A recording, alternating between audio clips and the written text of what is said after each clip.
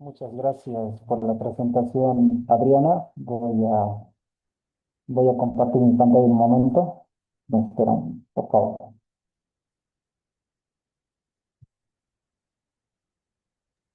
Muy bien, mientras tanto, los demás participantes, si tienen alguna duda, no olviden que vamos a estar atentos en el chat para leerlos.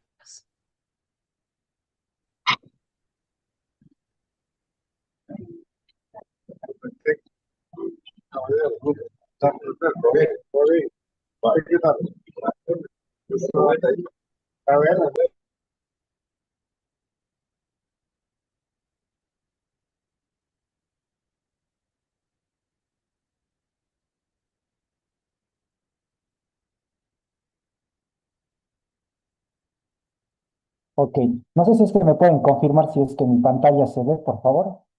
Sí, se ve perfecto, gracias. Puedes Gracias. comenzar. Ok, vamos a continuar con el curso de Finanzas Internacionales, Teoría, Política y Mercado Global. En la anterior clase, el día de ayer, vimos un poco de la introducción de las finanzas internacionales, vimos algunos conceptos de teoría financiera internacional y nos hemos quedado en teoría de mercados financieros. Vamos a continuar con la explicación de la teoría de los mercados financieros sobre este aspecto importante que es la sobrevaloración e infravaloración de activos.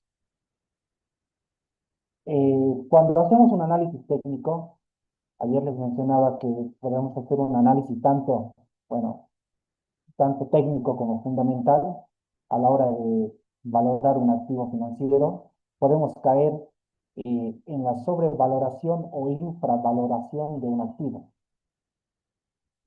Pero esto puede suceder para nosotros, puede ser ventajoso como también no a la hora de hacer una inversión en los mercados financieros. Debemos tener muy en cuenta esta sobrevaloración. Si es que nosotros hacemos un análisis y de un activo, dado el ejemplo, puede ser una acción de una empresa, y hacemos el análisis histórico y, y decimos, bueno, esta acción está, según mi análisis, está valorada por los $80, ¿no? Dado el ejemplo. Y yo predigo que en unos meses esta acción, según el análisis que hice puede estar en unos $100. Puedo caer en un análisis técnico que no lo hice bien o con el análisis fundamental. Esta teoría ha sido ampliamente debatida y aunque tiene limitaciones, especialmente en situaciones de crisis, sigue siendo un pilar del análisis financiero.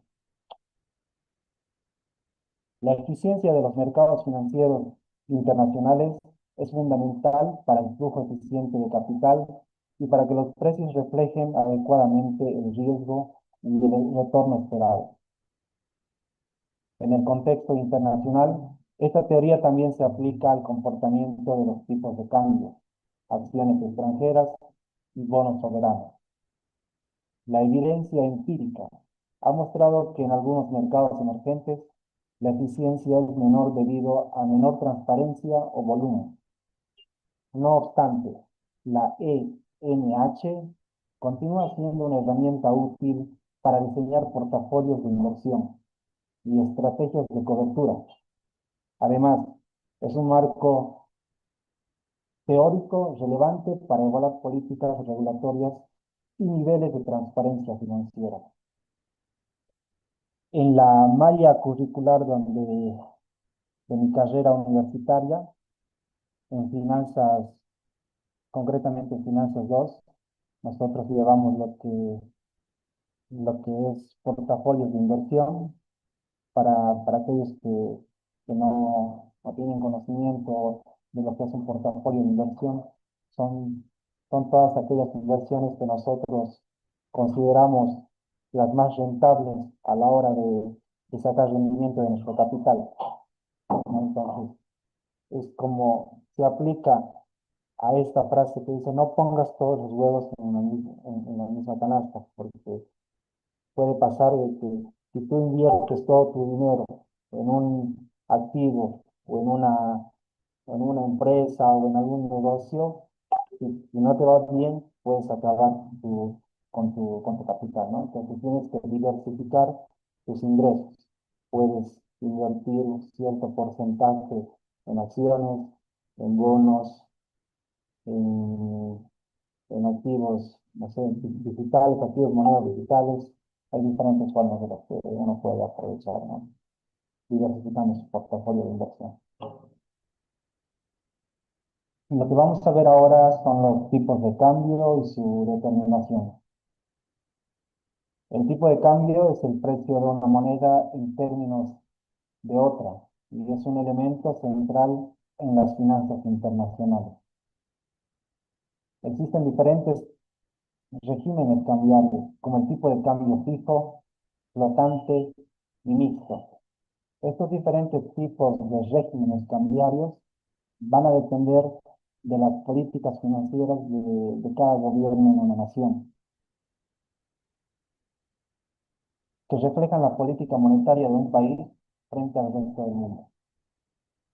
Los tipos de cambio se determinan por la interacción de la oferta y la demanda de divisas, influenciadas por factores como tasas de interés, inflación, balanza comercial y expectativas de los inversionistas. Un país con políticas económicas estables y superávit comercial tiende a tener una moneda fuerte. Aquí claramente la teoría nos indica que los tipos de cambios y la determinación que se adopta está, está tomada por los gobiernos de una nación. Y, y esta política va a depender de la oferta o demanda de divisas, de, la cantidad de una divisa que una ciudadanía tiene como preferencia. La divisa más fuerte internacional es el dólar americano, como por ejemplo, ¿no? Influenciadas por los factores de las tasas de interés. Habíamos hablado que las tasas de interés son las tasas que adoptan los bancos comerciales y respecto al valor del dinero. Para créditos productivos es una tasa, para créditos de consumo es otra tasa, para créditos de, de construcción también es una tasa diferente, e inclusive se, se normaron tasas de interés solidarias, yo podría decirlo, como por ejemplo la tasa de interés de vivienda social que les mencionaba ayer en la clase, ¿no? También la determinación del tipo de cambio está reflejada por la inflación en un país.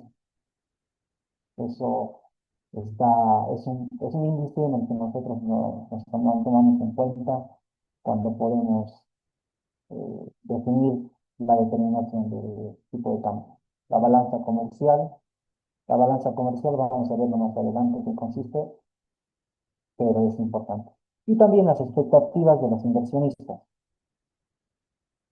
Los inversionistas, ya sean inversionistas privados dentro del país o inversionistas extranjeros, ellos hacen un análisis de, de la seguridad jurídica, de la, de la estabilidad política en en una nación, de las políticas impositivas que plantean los gobiernos y, y muchos de esos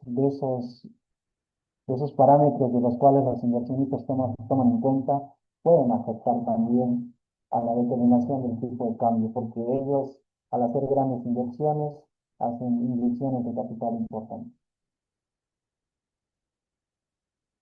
En cambio, déficits constantes, alta inflación o incertidumbre política suelen depreciar la moneda.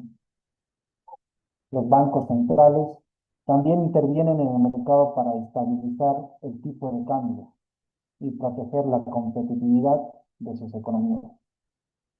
La comprensión de estos mecanismos es esencial para evaluar los riesgos y oportunidades de inversión internacional. Vamos a ver adelante sobre los déficits comerciales y los superávit comerciales. Y estos índices también son importantes que nosotros los comprendamos porque eh, estos parámetros muchas veces pueden hacer variar la determinación de un tipo de cambio respecto a una divisa que tenemos, ¿no? Como en comparación con el dólar americano o, o el peso argentino o las monedas de los países vecinos. Vamos a ver qué es la balanza de pagos. La balanza de pagos es un registro contable que muestra todas las transacciones económicas entre los residentes de un país y el resto del mundo durante un periodo determinado, generalmente un año. Disculpe, docente. Por favor, si podría arreglar un poco su audio. En el chat nos indican que se escucha un poco mal y creo que Ya. está un poco borroso. No sé qué dicen los demás también. Por favor. Hola, ¿ahora me escuchan? Ahora sí se escucha mucho más claro. Gracias. Ya, gracias. Como les, como les decía, la balanza de pagos es un registro contable que muestra todas las transacciones que hacen los ciudadanos en una nación. Y dentro de una nación y también con las transacciones que hacen entre ciudadanos, como también las transacciones que hacen con otros países. Por ejemplo, no sé, hacer eh, exportaciones o importaciones. Es un registro contable y su tiempo de cálculo es generalmente un año. Se dividen en tres cuentas principales. Cuenta corriente, incluye la balanza comercial, servicios, rentas y transferencias. La, la cuenta de capital registra transferencias de capital y adquisición, venta de activos no financieros como patentes. Cuenta financiera muestra inversiones directas, inversiones en cartera, derivados financieros. Aquí vemos una estructura de la balanza de pagos, que son tres cuentas principales. Y, y bueno, podemos desglosar todas estas transacciones por rubros, ¿no? Balanza comercial, servicios, rentas. Las rentas también son un tipo de transacción porque hay unas rentas que se hacen mensuales y en los gobiernos cuando adoptan bonos, por ejemplo. Entonces, todo eso se contabiliza. Cuentas de capital. Registra transferencias de capital y adquisición, venta de no activos financieros. No siempre, no siempre son transacciones de, mm, de activos que implican la compra de un producto o un servicio, sino también como patentes, inventos o cualquier tipo de producción intelectual. A eso se refiere con patentes. Y las cuentas financieras, eh, esto está reflejado más en los mercados financieros. Muestra inversiones directas, inversiones en cartera, lo que les decía que era el portafolio de inversión o derivados financieros, que también lo vamos a llevar adelante. Estos conceptos se aplican bastante en las bolsas de valores. Balanza comercial. Es una parte de la cuenta corriente dentro de la balanza de pagos. Mide la diferencia entre exportaciones e importaciones de bienes. No incluye servicios. Y su fórmula. La balanza comercial es igual a las exportaciones que realiza un país en su conjunto menos las importaciones. Y podemos tener dos escenarios. Si las exportaciones son, son mayores que las importaciones, tenemos que la balanza es positiva y podemos deducir que tenemos un superávit comercial. Pero si las exportaciones, perdón, son menores que las importaciones, es negativa y deducimos que tenemos una balanza comercial o un déficit comercial, perdón. Esa es la balanza comercial. La balanza comercial es una cuenta, es un área o una parte de la cuenta corriente de la balanza de pagos. Y básicamente mide la diferencia entre importaciones y exportaciones en una nación.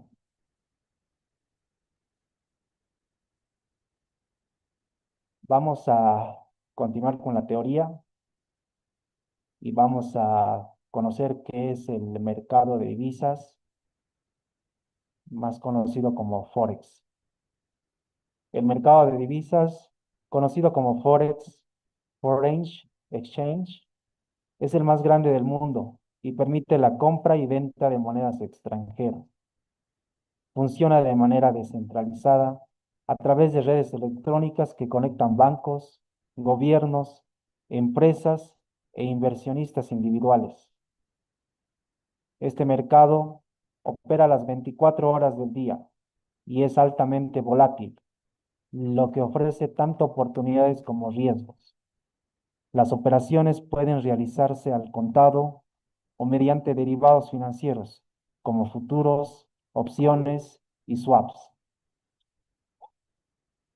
Ayer les expliqué un poco sobre este mercado y, y la principal característica de este mercado es que no es regulado, no es regulado por instituciones de carácter financiero que, que llevan un control de las transacciones que se hacen, y a diferencia de las bolsas de valores en cada país.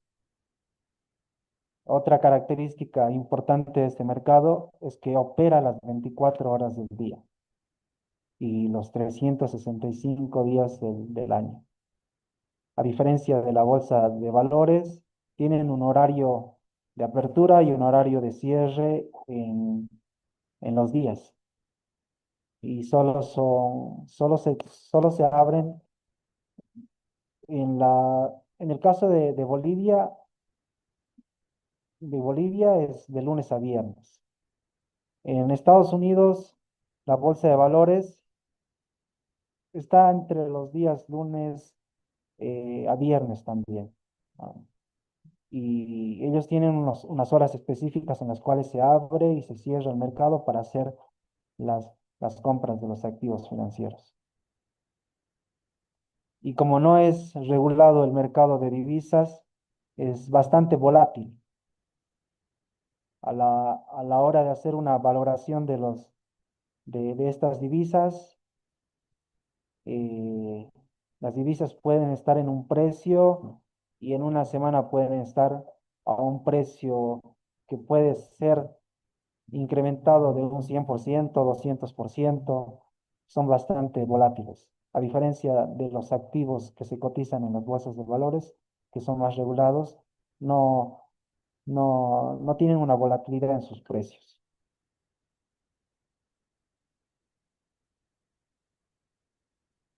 El Forex es fundamental para facilitar el comercio internacional, ya que permite convertir divisas para transacciones transfronterizas.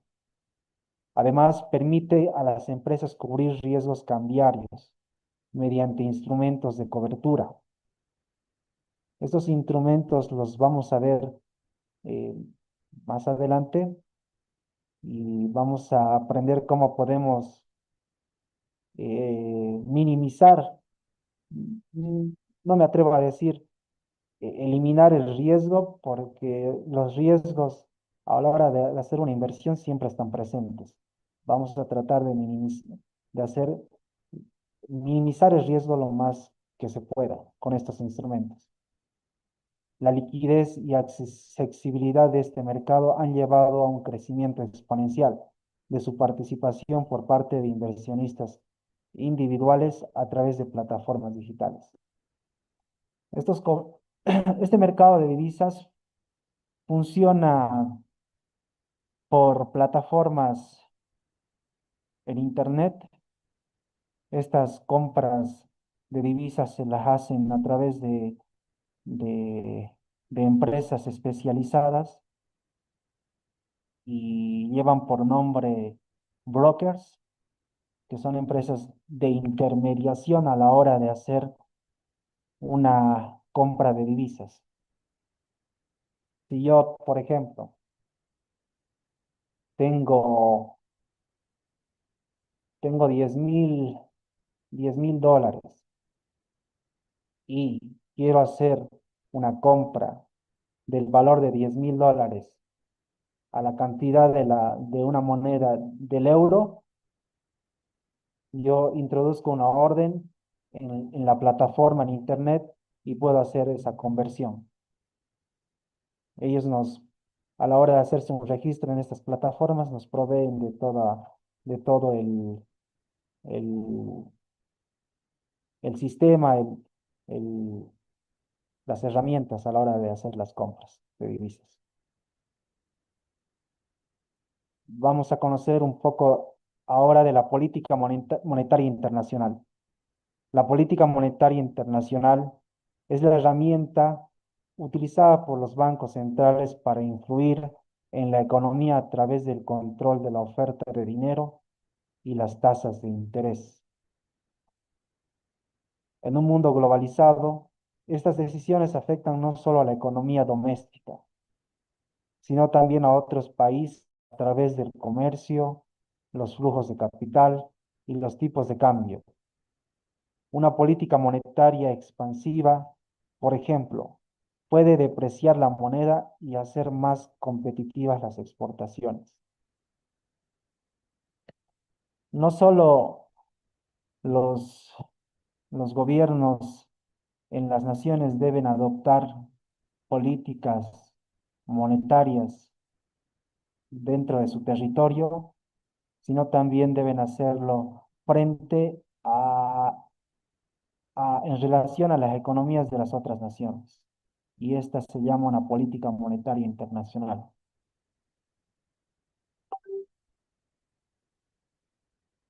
Podemos, podemos destacar que estas políticas monetarias pueden afectar a las economías domésticas, a la economía del ciudadano de a pie.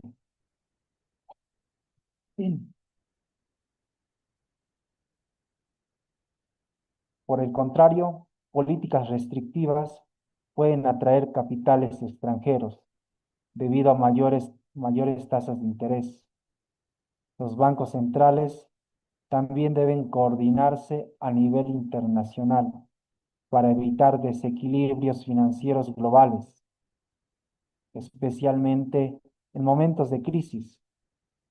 El papel de instituciones como el Banco Central Europeo, la Reserva Federal de Estados Unidos y el Banco de Japón es clave para mantener la estabilidad económica mundial. La política monetaria de una nación debe ser de bastante incentivo para atraer a capitales extranjeros, porque el hecho de hacer una política que incentive, por ejemplo, con tasas de intereses bajas, puede atraer inversiones extranjeras a un país y, y el hecho de que se hagan inversiones extranjeras de corporaciones importantes puede incentivar a la competitividad de la industria nacional. Por ejemplo, si entra una fábrica de automóviles en una nación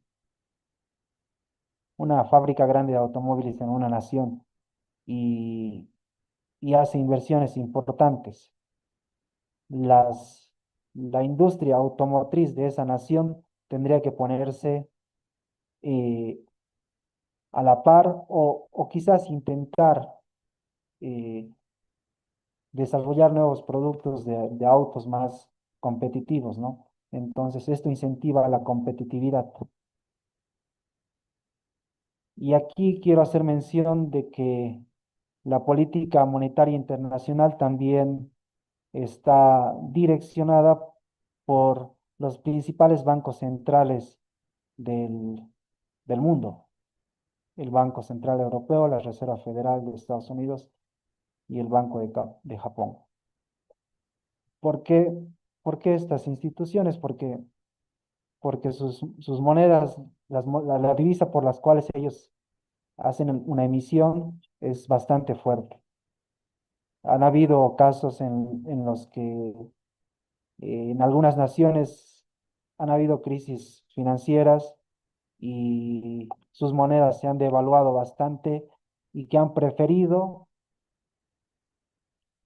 yo sé en la historia que han preferido eh, la moneda americana antes que su moneda nacional. Es un claro ejemplo en China. Si ustedes se ponen a investigar un poco, los, los los chinos, bueno, China es el país que tiene la mayor producción del mundo. Muchos de los productos que llegan a los países vienen de China y los fabricantes prefieren recibir los pagos en dólares que su moneda, a pesar de que China es una economía que está a la vanguardia y ellos tienen como preferencia antes el dólar que su moneda, el yen. Entonces, esto es importante también conocerlo. Otro aspecto importante, ya que vimos política monetaria internacional, vamos a conocer la política fiscal internacional. La política fiscal internacional se refiere al uso del gasto público y los impuestos para influir en la economía global.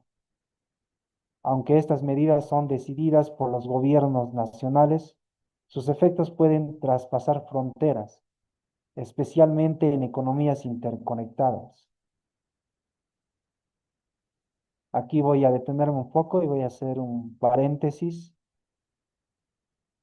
¿A qué se refieren con economías interconectadas? Sabemos que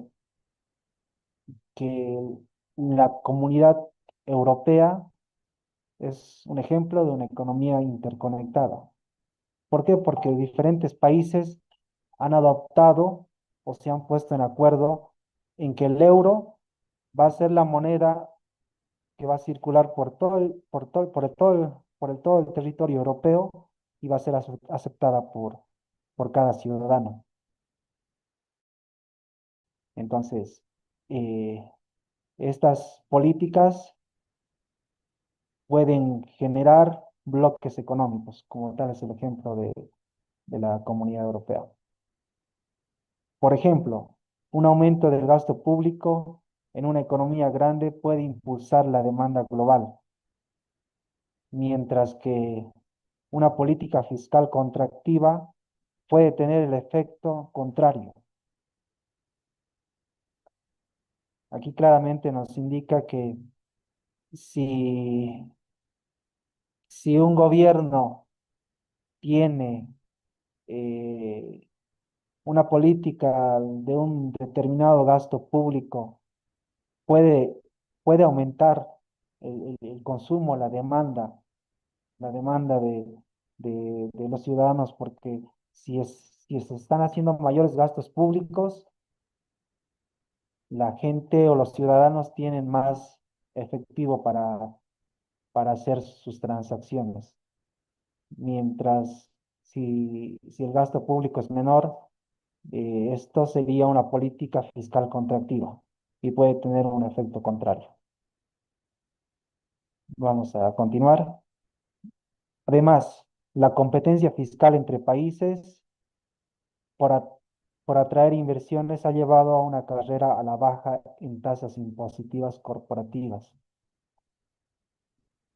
Como les decía, cada gobierno puede adoptar políticas fiscales, políticas impositivas a la hora de atraer inversión en su territorio, ¿no? Pueden otorgar incentivos fiscales, como por ejemplo, no sé, eh, para hacer una inyección grande de capital a una corporación, otorgarle de, de una tasa impositiva del IVA, del impuesto al valor agregado, por un menor por un determinado tiempo.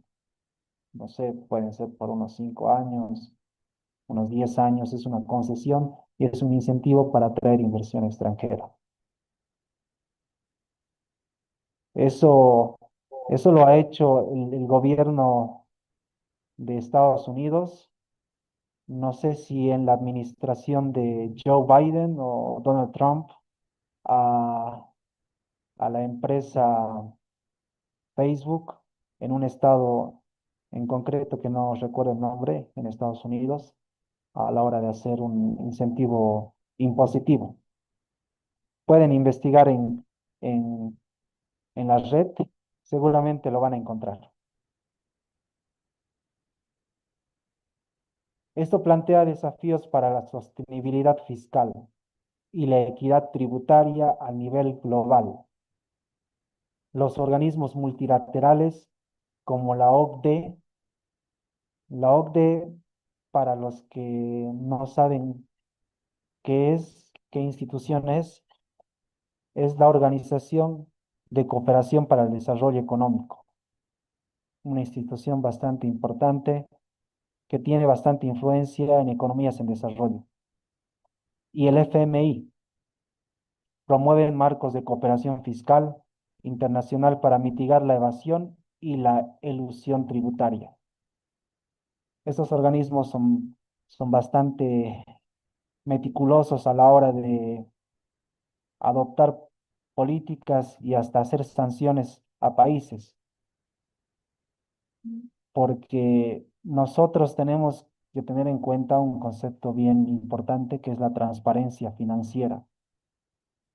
Muchas veces el recursos financieros vienen de ganancias ilícitas como el narcotráfico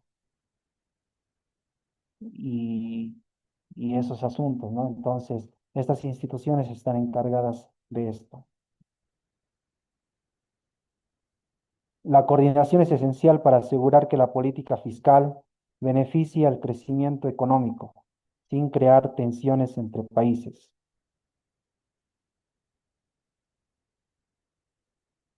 Ahora vamos a llevar integración económica y bloques económicos. La integración financiera se refiere a la creciente interconexión entre los mercados financieros de diferentes países. Esta integración es promovida por bloques económicos como la Unión Europea, o conocida como sus siglas UE, el tratado entre México, Estados Unidos y Canadá, TMEC, y el Mercado Común del Sur, Mercosur. Estos acuerdos facilitan el libre flujo de capitales, inversiones y servicios financieros entre países miembros. La integración financiera puede mejorar el acceso al capital, reducir los costos de financiamiento y aumentar la eficiencia de los mercados, aunque también implica desafíos regulatorios y riesgos de contagio financiero. Aquí también tenemos un ejemplo de un acuerdo entre estas naciones, México, Estados Unidos y Canadá, un acuerdo en el que beneficia a estas tres naciones a la hora de hacer acuerdos comerciales con las industrias de cada nación. Y es un ejemplo que las economías en desarrollo debemos seguir. Aquí en Latinoamérica vemos que sí se hacen acuerdos, pero no vemos resultados. No vemos una industria bastante pujante como en otras regiones. Es un tema que tiene que analizarse y tiene que entrar en discusión, ¿no? También algo que es importante señalar es el contagio financiero. Si bien se hacen acuerdos, eh, por ejemplo, en la Unión Europea, acuerdos comerciales, acuerdos de incentivos a empresas o desregulaciones o regulaciones financieras, si es que hay una, una, se presenta una crisis financiera, no solo va a afectar a una nación, sino a un conjunto de naciones.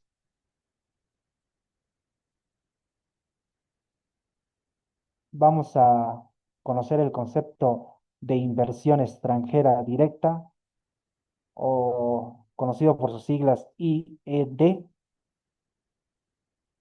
La inversión extranjera directa es un componente esencial de las finanzas internacionales, ya que permite a empresas multinacionales establecer operaciones en otros países.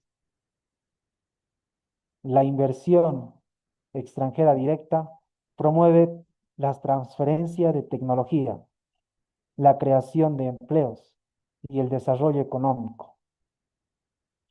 Los gobiernos suelen competir para atraer inversión extranjera directa, ofreciendo incentivos fiscales, estabilidad macroeconómica y mejoras en infraestructura. Yo sé que es un desafío para las naciones poder ofrecer estabilidad macroeconómica, pero si es que en esa nación no se ha solucionado aún la corrupción, es muy difícil ofrecer esta estabilidad que en la teoría está bien, pero, pero esto puede repercutir el hecho de la corrupción en la función pública, puede desencadenar o tener un desenlace en crisis sociales, en una crisis política, crisis institucionales, y puede puede hacer que los inversionistas extranjeros pierdan interés a la hora de hacer inversiones. Y bueno, los gobiernos suelen competir. Algo que es importante también señalar es competir y suelen ofrecer mejoras en infraestructura, ¿no? Sin embargo, la inversión extranjera directa también puede generar dependencia económica o conflictos con los intereses nacionales. Evaluar adecuadamente sus impactos es crucial para maximizar sus beneficios. Esto es importante que nosotros podamos conocer y tenerlo siempre presente porque puede, como el incentivo a la inversión extranjera directa puede ser bastante beneficiosa para una nación, puede ocasionar rivalidad entre naciones. Tal es el hecho entre China y Estados Unidos. China, todos sabemos que China tiene la mano de obra más barata en el mundo. Y, y es una política que se ha establecido el gobierno de China y ha traído a bastantes empresas americanas que puedan instalar sus fábricas en China. Y esto es paradójico, porque si bien hasta, no sé, hasta en la última década, todos creíamos que Estados Unidos era la economía más fuerte, pero ahora se está revertiendo la cosa y China, al parecer, muestra el primer lugar en la economía más grande, solamente por esto, ¿no? Y hay un ejemplo concreto que les quiero hacer conocer y es de la empresa Apple. Todos los productos que se desarrollan de Apple están, son diseñados en, en California, pero la manufactura es en China. Y esto al gobierno o a la administración de Donald Trump, este tipo de situaciones no le parece, porque él entró con una política o una política o a hacer grande a América de nuevo. Seguramente ustedes han debido escuchar la frase que él hizo uso para su campaña electoral y es Make America Great Again, donde hacer a América grande de nuevo. Y él adopta políticas para que las empresas americanas no salgan de Estados Unidos, sino que sigan produciendo en Estados Unidos. Entonces, este es un claro ejemplo de cómo puede ocasionar los incentivos, ciertos tipos de incentivos, rivalidad entre países, entre economías. Riesgo cambiario. El riesgo cambiario es la posibilidad de que las fluctuaciones en el tipo de cambio afecten negativamente los resultados financieros de una empresa o inversor. Este riesgo es especialmente relevante en transacciones internacionales donde los ingresos o costos están denominados en monedas extranjeras. Existen tres tipos principales: riesgo de transacción, riesgo de conversión y riesgo económico. Las empresas pueden gestionar este riesgo mediante coberturas financieras como futuros, opciones o swaps.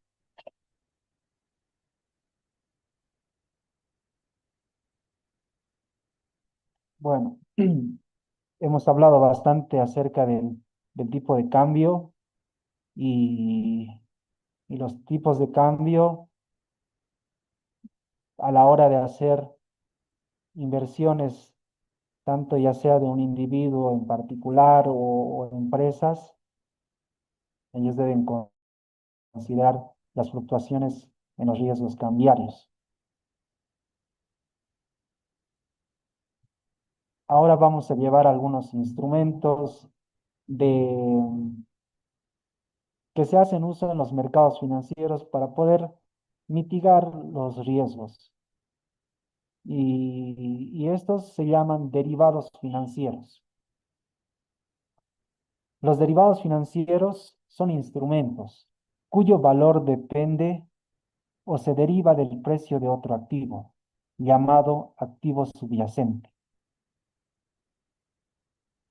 Nosotros, para poder hacer uso de este instrumento, tomamos como referencia el precio de un activo, el precio de un activo base. Y el activo subyacente pueden ser, no siempre son subyacentes todos estos, ¿no? Sino que de manera general los activos pueden ser una acción de una empresa, un bono, muchos de estos bonos que se comercian en las bolsas de valores son bonos gubernamentales, tasas de interés, índices bursátiles. Ayer les explicaba un poco acerca de los índices bursátiles. Son un parámetro para poder comprender cómo está un determinado sector, un determinado grupo de empresas. Ayer les expliqué del índice bursátil S&P 500, por sus siglas de Standard Poor's 500, que refleja el, el comportamiento de las 500 empresas más grandes del mundo. También tenemos como activos un tipo de cambio, o también puede ser una materia prima, como petróleo, oro o café. Estos tipos de activos son comerciables en los mercados financieros y nosotros tomamos como referencia sus precios para poder aplicar estos instrumentos financieros. Ahora vamos a conocer cuáles son estos instrumentos financieros. Pero antes vamos a, vamos a ver para qué se usan los derivados. Lo primero es por un hecho de cobertura, o también conocido en inglés como hedging, para protegerse de movimientos adversos en los precios. Lo segundo, especulación, para obtener ganancias aprovechando los cambios de precios. Y el tres, arbitraje, para aprovechar diferencias de precio entre mercados. Estos son los principales usos de los derivados financieros, ya sea para protegerse ante, ante crisis financieras, ante bastante volatilidad en los mercados, o también como para poder obtener ganancias o rendimientos de nuestros recursos.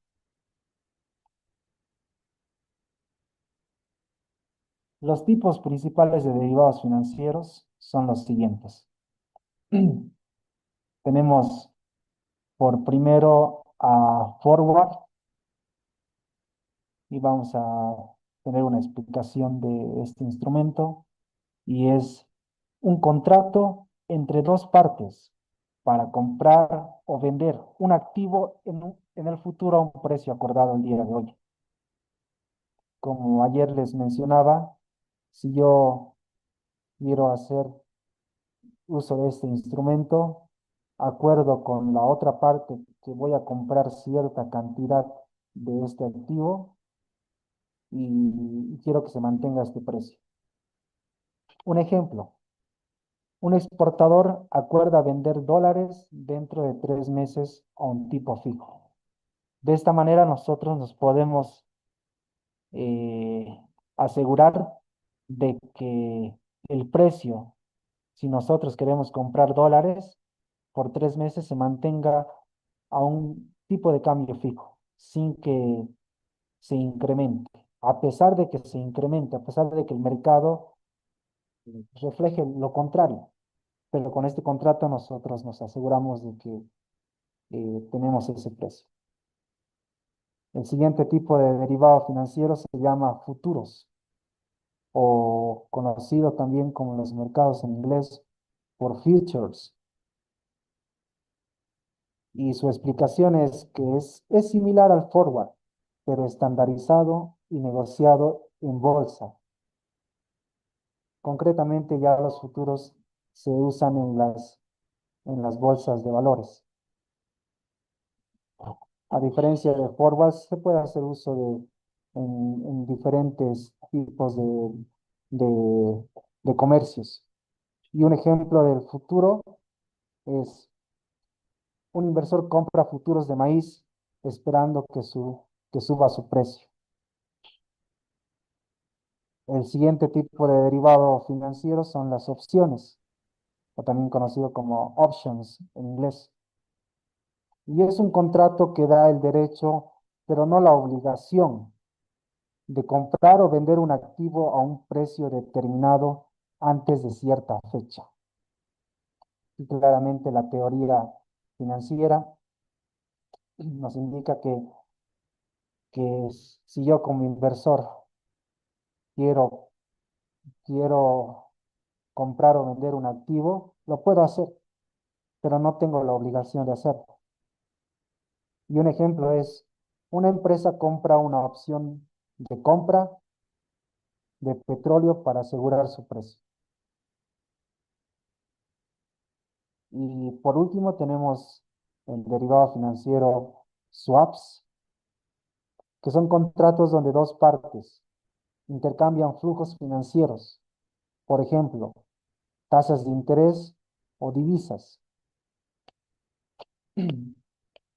Un ejemplo es un banco cambia pagos de tasa fija por tasa variable con otra institución.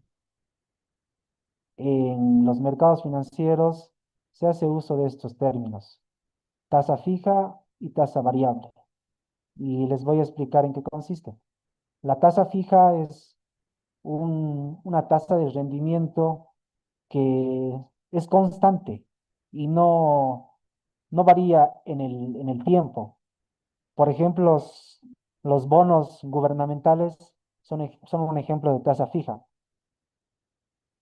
Hay naciones que, por lo general, los gobiernos emiten bonos gubernamentales y te ofrecen una tasa de interés del, del 7%, 6% anual. Y tú inviertes un dinero y se te otorga ese rendimiento al final del año sin que varíe. Y por ejemplo, la tasa variable es un rendimiento que tiene una alta volatilidad justamente por la oferta y demanda de, de las personas que hacen frente a estas o que hacen comercio, ¿no? En estos mercados. A ver cómo estamos de hora. Tenemos 4 minutos más. Voy a terminar de explicar lo que son la tasa variable. Decía que la tasa variable es fluctuante. Si yo, por ejemplo, compro una acción de una empresa en una bolsa de valores y, y yo hago mi análisis, yo, yo puedo hacer una predicción que en, en 5 años, si yo compro esta acción, va a tener un rendimiento anual del 12%. Esto puede pasar como también no puede pasar, porque la tasa variable o el rendimiento está, está medido por la oferta y demanda. Entonces, eso es en cuanto a tasa fija y tasa variable. Y los swaps eh, estipulan, se estipulan que se pueden hacer negociaciones en tasas de interés o divisas, ¿no? Por ejemplo, un banco cambia pagos de tasa fija por tasa variable. Yo tengo un rendimiento de tasa fija, pero yo lo quiero en tasa variable con otra institución.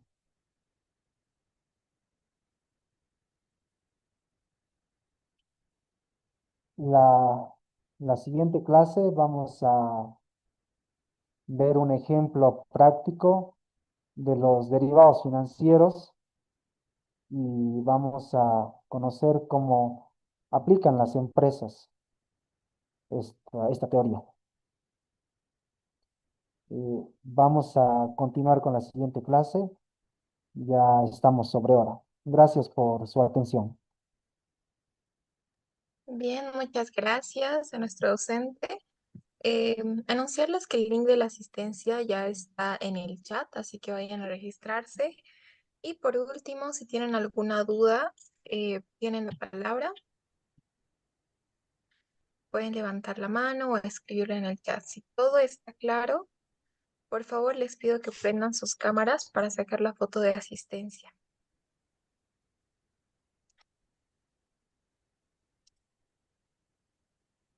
Muchas gracias, Pamela. Gracias, Jessica. Los demás, por favor, prendan las cámaras. Es parte también de la asistencia. Bien, y los que no pueden prender las cámaras por algún motivo, pongan algún chat, pongan algún emoji, levanten la mano para saber que sí están al final de la clase, por favor. Gracias, Mari. ¿Nadie más? Perfecto. Vamos a tomar la foto. Listo. Muchas gracias por su asistencia. Recuerden que deben tener más de 2 clases o 2 clases para recibir la certificación. Y nada más, que tengan buenas tardes.